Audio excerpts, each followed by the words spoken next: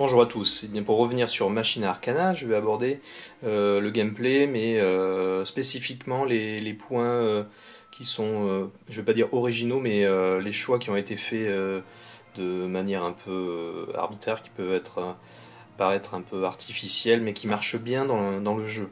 Donc, juste pour vous décrire rapidement comment va se passer un round de jeu, donc on aura une phase d'exploration, Explore phase, donc, où on va activer chacun des personnages, leur faire dépenser des points donc stamina qui vont leur permettre de faire différentes actions, utiliser l'inventaire, d'échanger des objets, de déposer des objets, voilà, d'activer les cases de recharge, d'activer des pièges, d'ouvrir, de fermer des portes, d'activer le workbench, donc ça c'est une case aussi d'action, la case d'événements, la case de trésor, donc ça c'est du loot, hein, ça permettra de piocher.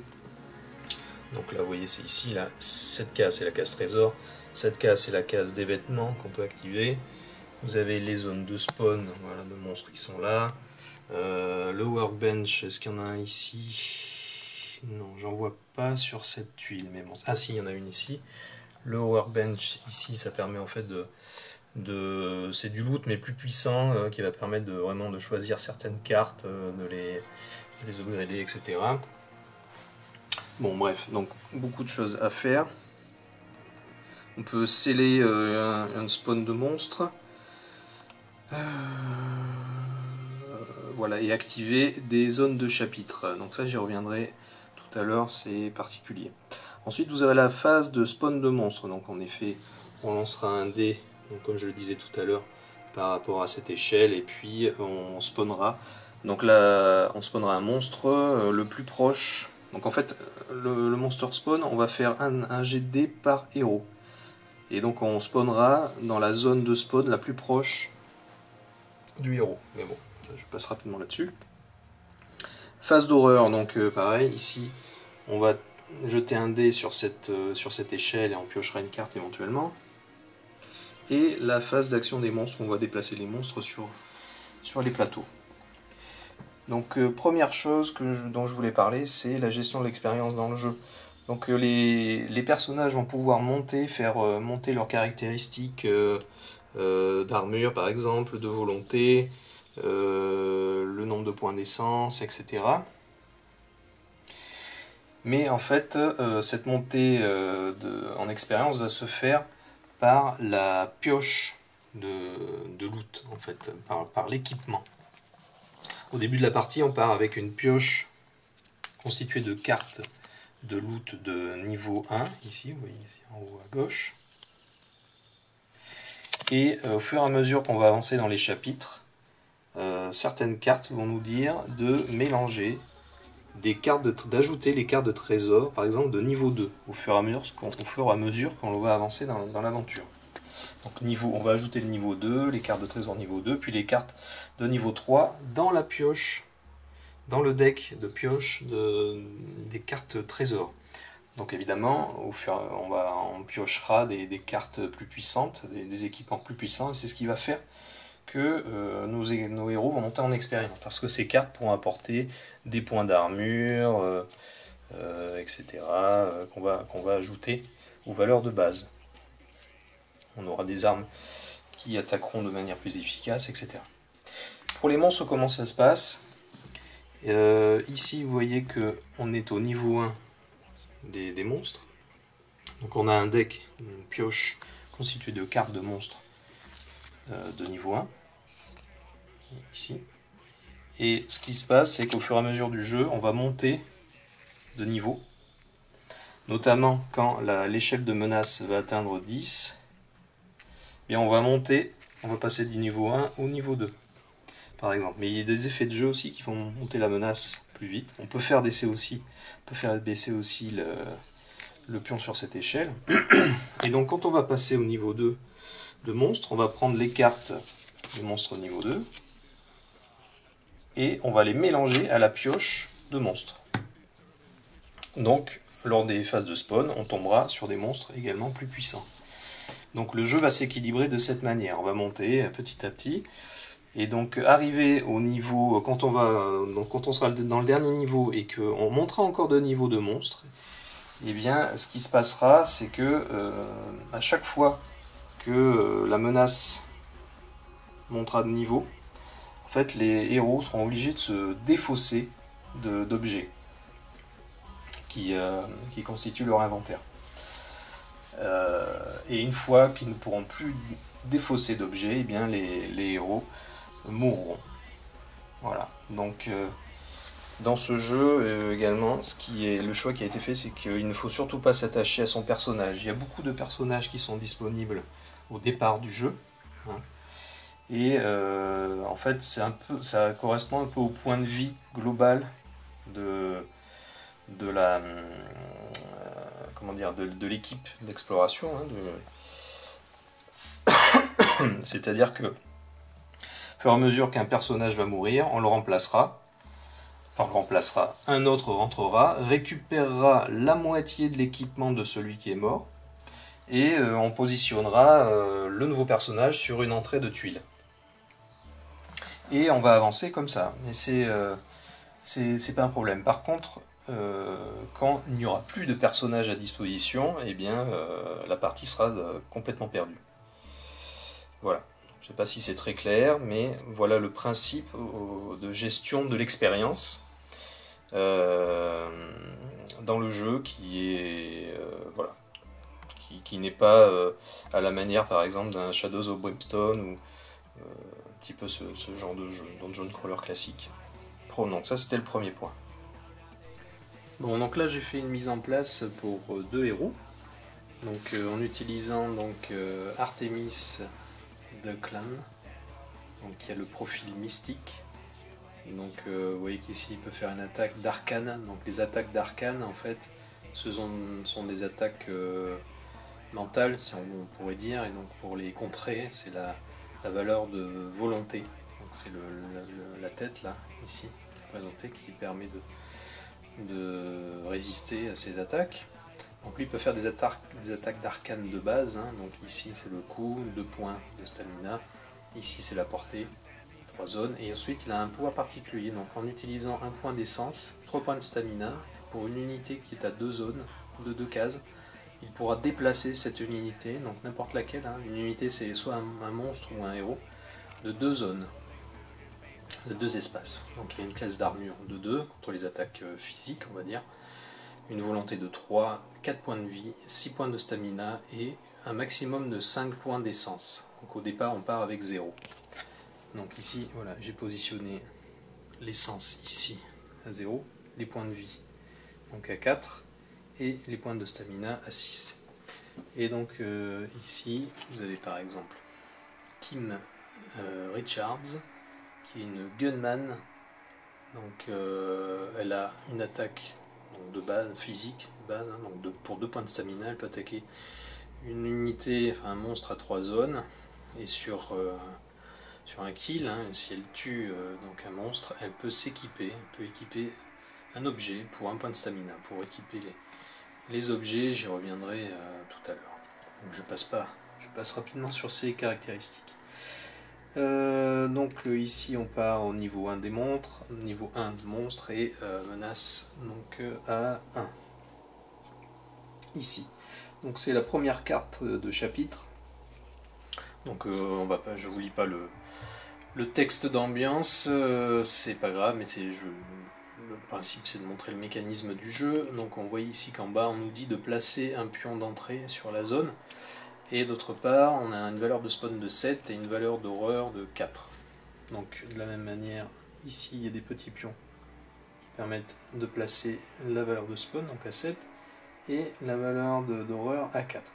Et j'ai placé donc un pion d'entrée, qui est ce type de pion, sur une zone. Donc là, oui, non, ce que j'ai pas dit, c'est qu'au départ, on pioche une tuile.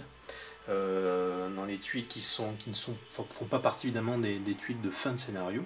On en prend une au hasard dans la pile de tuiles et on va poser le pion d'entrée sur une zone particulière. Tout de suite. Voilà.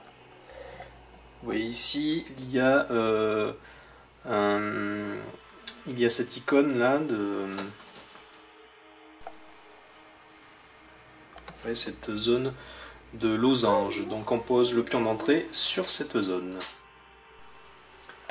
Donc les personnages à leur tour vont pouvoir dépenser des points de stamina pour réaliser des actions. Donc par exemple, prenons Artemis. Artemis, il a 6 points de stamina. Donc alors au début évidemment, on les place sur la tuile d'entrée ou adjacent. Donc évidemment, à 2 joueurs, je vais les mettre adjacents. Donc il va faire par exemple 1. Et là, vous voyez qu'ici, il y a 2 zones. Donc à droite, ici, c'est une zone d'événement. Donc on va pouvoir tirer une carte donc, de ce type. Et les cartes d'événements d'exploration, ce sont des cartes qui sont plutôt positives, qui sont carrément même positives pour les héros. Ensuite, ici, ce sont des zones de recharge. Donc sur cette zone, on va pouvoir donc, lancer un dé. Et donc ce dé jaune, et suivant le résultat, cela nous donnera soit des points de stamina en plus, des points de vie en plus, etc. Donc pour les cases d'événements, c'est donc pour 3 points de stamina, on peut activer cette case.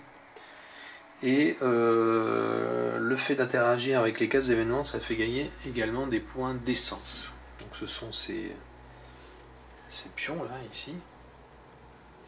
Donc qui permettent aussi de faire des actions particulières hein, par la suite. Et donc pour 3 points, j'active donc cette case. Quand on active cette case, on récupère donc un point d'essence. Donc on monte sur l'échelle point d'essence, on pose un pion d'exploration et on tire une carte événement au hasard. Donc par exemple, Earth to Earth, donc petit texte d'ambiance. Je vous laisse lire en même temps que je vous décris donc le bas de la carte. Donc ça permet de restaurer 2 points de santé à n'importe quel explorer sur n'importe quelle tuile. Parce que au début de partie, évidemment, on se déplace sur une tuile. Mais au fur et à mesure que l'on va avancer, on va poser des tuiles sur les endroits que l'on va explorer. Donc en haut, à gauche, à droite. Donc voilà, donc cette carte finalement ne nous sert pas à grand chose pour le moment, donc eh bien on la défausse tout simplement. Voilà. Donc il me reste 2 points de stamina, donc éventuellement je peux pour 1 point de stamina activer cette case de recharge. Donc là par contre ça ne nous donne pas de points d'essence. Donc là je suis à 200, je pose encore un point d'exploration et là on lance le dé jaune. Ah, malheureusement, manque de peau, c'est vide. Mais ça aurait pu être un point de vie, ça ne me servait à rien puisqu'on était au maximum, mais ça aurait pu être des points de stamina supplémentaires. Donc là, voilà, et il me reste encore 1 point d'action. Donc je vais avancer ici, comme ceci. Voilà, et donc là, il a fini son tour. Maintenant, c'est au tour de Kim Richards. Donc elle va aller se déplacer vers l'atelier, le workbench. Donc pour 1, 2 points de stamina. Pour 3 points de stamina, elle peut utiliser le workbench. Alors le workbench, c'est très puissant, puisque ça va nous permettre de piocher 4 cartes trésors, de les échanger avec des cartes que l'on aurait déjà dans l'inventaire, enfin bon, et puis de éventuellement détruire des cartes, de faire une action d'utilisation d'inventaire, enfin bon voilà, pas mal de choses. Donc pour 3 points de stamina, j'active pareil l'atelier, on pose le point, et là du coup on pioche 4 cartes d'objets.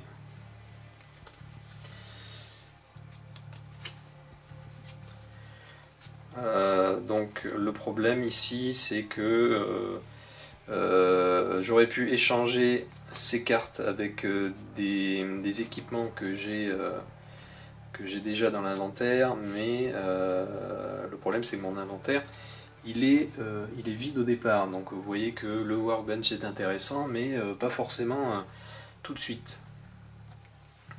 Donc voilà, donc là je ne vais malheureusement pouvoir garder qu'une seule carte. Donc mettons que je prenne cette arbalète. Qu'est-ce qu'on avait d'autre? Un fusil. Donc ce sont des armes à deux mains, hein. Donc là ça utilise les deux mains. Ancienne puzzle box, donc choisir. Choose to restore two essence, gain treasure. Ouais. Voilà, donc mettons que je prenne l'arbalète. Donc l'arbalète, je la prends dans l'inventaire. Et les autres cartes, eh bien je peux soit les détruire, n'importe quel nombre, et placer les cartes qui restent dans n'importe quel ordre sur le haut de la pioche. Donc tout ça, ça m'a l'air bien intéressant. Donc finalement, je vais mettre le fusil en haut de la pioche. Ensuite, le Force Alternator en deuxième. Et puis voilà, donc dans cet ordre, sur la pioche. Donc vous voyez qu'ici, ma carte n'est pas équipée, donc je la laisse dans cette position. Il faudra faire une action d'équipement pour la mettre, pour la tourner comme ça et pour dire que je l'ai réellement en main. Voilà, et alors ce qui est intéressant, c'est que justement si j'avais déjà eu des cartes en main, et notamment équipées, mettons que j'avais eu des cartes là, comme ça équipées, et que je pioche donc les 4 cartes du workbench, j'aurais pu les swapper, c'est-à-dire que j'aurais pu remplacer les cartes déjà équipées en main par celles que j'aurais piochées. Enfin voilà, donc cette case, vraiment, l'atelier c'est très puissant. En général, il n'y en a qu'une seule par tuile, c'est extrêmement puissant. Voilà. Donc ensuite, donc là, il lui reste 2 points de stamina, oui c'est ça. Donc elle va se déplacer, mettons, elle va faire 1 et elle va traverser le pont 2. Voilà, alors les cartes les zones de trésor ici. Donc c'est ici. Donc pour 3 points d'action, pareil, on va pouvoir restaurer un point d'essence. Et là par contre on piochera 2 cartes. Pioche 2 cartes de trésor. Donc là mettons que ce soit ça. Et là ce qu'on peut faire c'est en garder une. On ne peut qu'en garder une. Et la deuxième, soit on la détruit, c'est-à-dire qu'on la met dans la défausse, soit on la met sur le paquet. Voilà. Ensuite, les dernières cases qui nous restent. Le dernier type de carte ici, c'est une zone de piège, c'est-à-dire que quand on est adjacent à cette case, on peut activer... non, quand on est dessus, je ne sais plus... non, quand on est adjacent, ou dessus,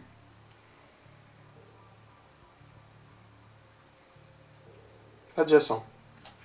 Quand on est adjacent à cette case, on peut...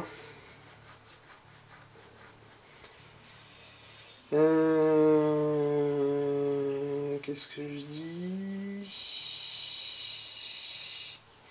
Oui, pour 2 points de stamina, on peut activer cette case, et ce qui va se passer, c'est que toutes les figurines qui sont sur les zones là, qui sont grillagées, là, ici, ou par exemple là-haut,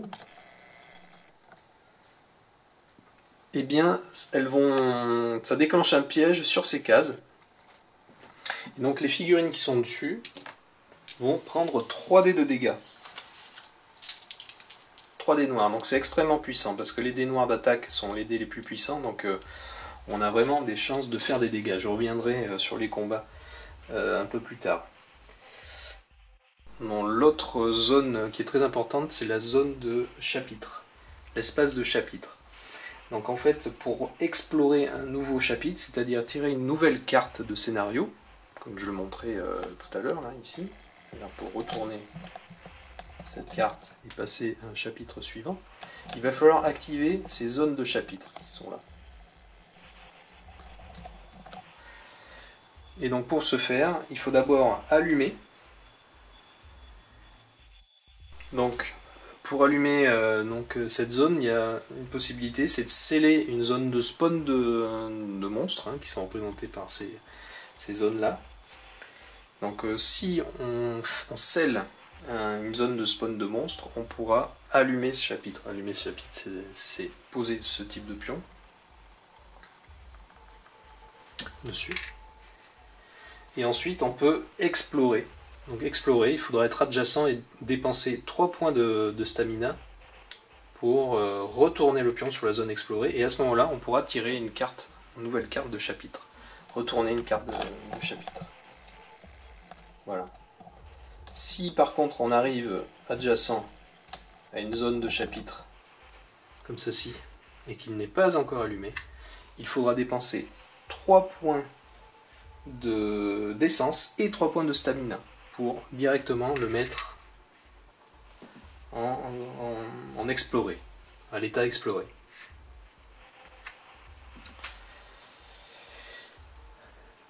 Voilà, s'il avait été déjà allumé, je rappelle, il suffit de dépenser seulement de 3 points de stamina, mais on n'est pas obligé de dépenser 3 points d'essence.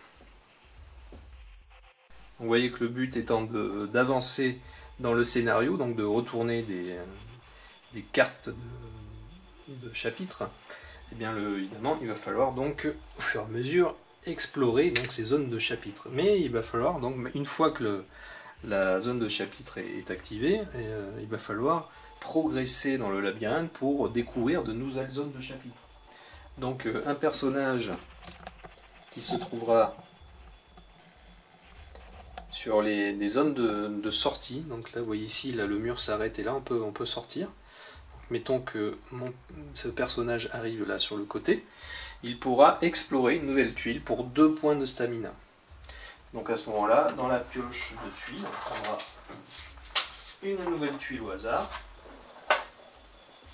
et on viendra positionner la tuile, cette nouvelle tuile, en mettant la zone, là vous voyez avec le petit losange, exactement à côté. Oui, ici. Voilà. Et on pourra continuer à explorer. Et on passera ensuite, on essaiera de faire passer les personnages sur la nouvelle tuile et de continuer ainsi comme ça l'aventure. Donc j'ai posé une nouvelle tuile, mettons que cette zone a été explorée. Donc voilà le chapitre, le nouveau chapitre, oui. Donc là le chapitre 2 aura été évidemment exploré. Donc là on nous dit que il faut les explorateurs peuvent bouger de 4 espaces. Donc voilà. Donc ça c'est une action qu'on peut faire dès que la carte chapitre est découverte et résolue. Voilà, et donc on va continuer à avancer comme ça dans le donjon. Alors le choix qui a été fait, c'est que en fait on ne peut que découvrir des espaces de 2 tuiles sur 2 tuiles. C'est-à-dire que par exemple, vous voyez ici, là on a 2 tuiles. Si jamais mes personnages arrivaient encore ici et décident, parce qu'on peut très bien descendre, vous voyez ici explorer, ah non, oui, là ici on peut descendre, là c'est possible que dans ce couloir on puisse explorer une nouvelle tuile vers le bas, là comme ça. Mais on peut très bien aussi continuer vers la gauche, là ici, vous voyez on peut continuer. Donc la règle dit qu'on ne peut pas avoir plus de 2 tuiles sur 2 tuiles. Donc là ça ferait une 3e tuile, ce qui veut dire qu'on va détruire cette tuile et détruire tous les monstres qui sont présents sur cette tuile. Donc là voilà, c'est un choix de règle qui peut paraître un peu artificiel, mais qui marche bien. On considère que quelque part les héros ont semé les monstres qui étaient un peu à la traîne. Donc par contre, on a le droit d'explorer à ce moment-là cette 3e tuile ici, que s'il n'y a plus de tuiles, plus de héros sur cette tuile. Donc il faudrait que mes 2 personnages soient rendus ici par exemple, pour qu'on puisse explorer une tuile dans cette direction. Voilà. Par contre, si on est dans cette configuration ici, que le personnage avait voulu explorer vers le bas, là, et bien là c'est possible, puisqu'on est en train de constituer un carré de 2 sur 2. Voilà, donc mettons qu'on positionne encore, bon évidemment j'aurais déplacé la carte de héros, on aurait positionné une tuile comme ceci, et là c'est possible, on est toujours dans un espace de 2 sur 2. Donc là, pas d'obligation de détruire une tuile, donc on ne détruit pas de monstre. le personnage est ici, il peut être encore présent là. Et donc voilà.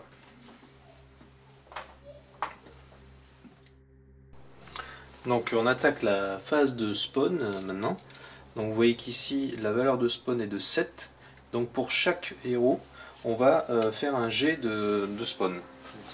Alors donc pour Artemis qui est ici, qui est un peu plus haut. Oui. Hop. Voilà. Voilà, donc Artemis qui est ici. La zone de spawn la plus proche, c'est celle-ci. Hein. Donc on va spawner toujours sur les zones les plus proches. Donc je fais un G, hop, 7. Donc on fait bien 7 et plus. On spawn un monstre. Donc on tire une carte donc, dans ce paquet, le monstre. Voilà. Donc c'est un Migo. Et on va mettre le monstre tiré dans une queue, dans une ligne d'activation, si vous voulez, de la gauche vers la droite. Et quand viendra le tour d'activation des monstres, on commencera par celui qui est le plus à gauche. Voilà, donc c'est un Migo, donc je vais récupérer son monstre, son standy, si j'arrive à le trouver rapidement. Alors, voilà, donc le standy, le voici, Migo. Et donc je le place ici tout simplement. Ensuite, deuxième G pour Kim Richards. Hop, alors 0. Donc 0, ça correspond à 10. Donc on va spawner également un autre monstre sur sa zone de spawn la plus proche. Donc ici, vous voyez qu'il y en a une autre.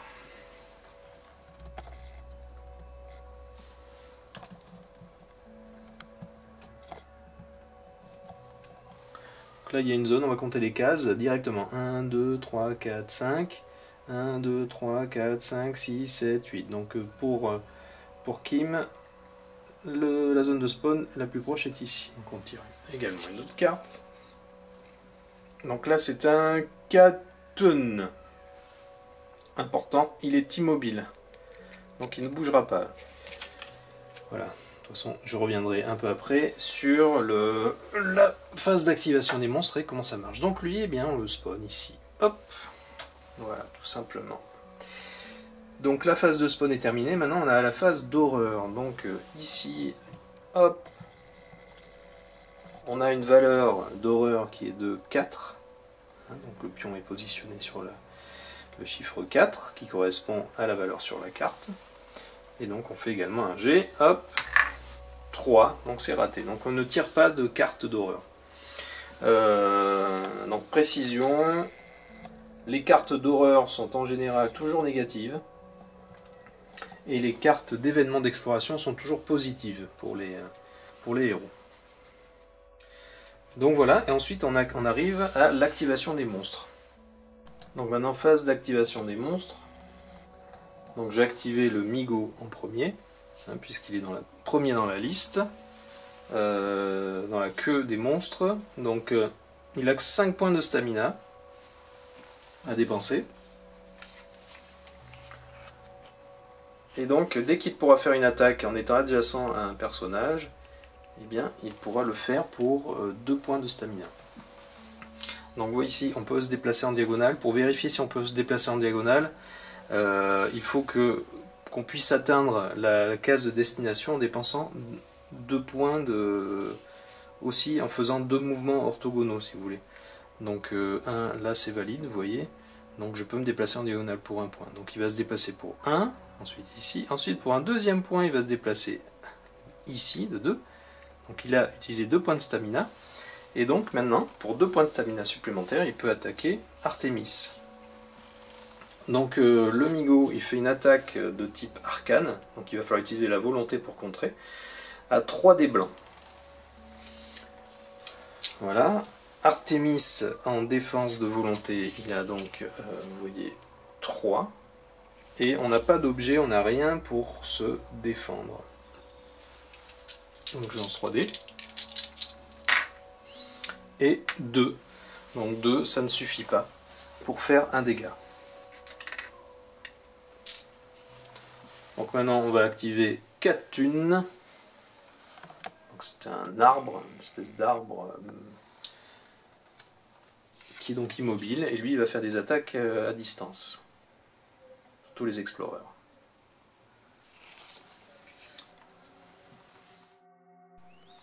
Et bien ensuite, on va activer donc Khatun qui est immobile. Alors, qu'est-ce qui se passe pour lui?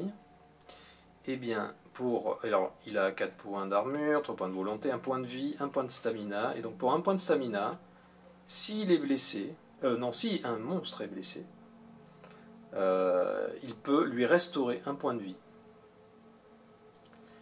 Autrement, il fait une attaque d'arcane à 3 dés blancs à tous les explorers, tous les explorateurs.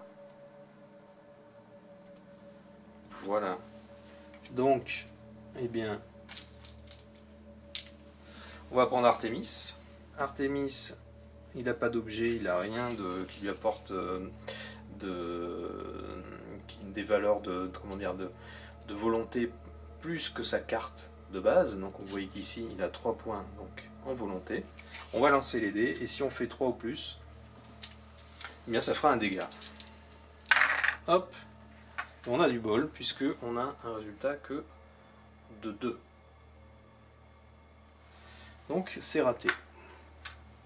Ensuite, Khatun va attaquer Artemis, Kim Richards. Kim Richards, elle a donc 2 points de volonté. Ici. Hein, donc c'est ce qu'on utilise pour les attaques d'arcane. On lance les 3 dés. Et là, par contre, 4. Et donc là, elle va prendre un dégât. Voilà, donc on baisse tout simplement sur sa jauge.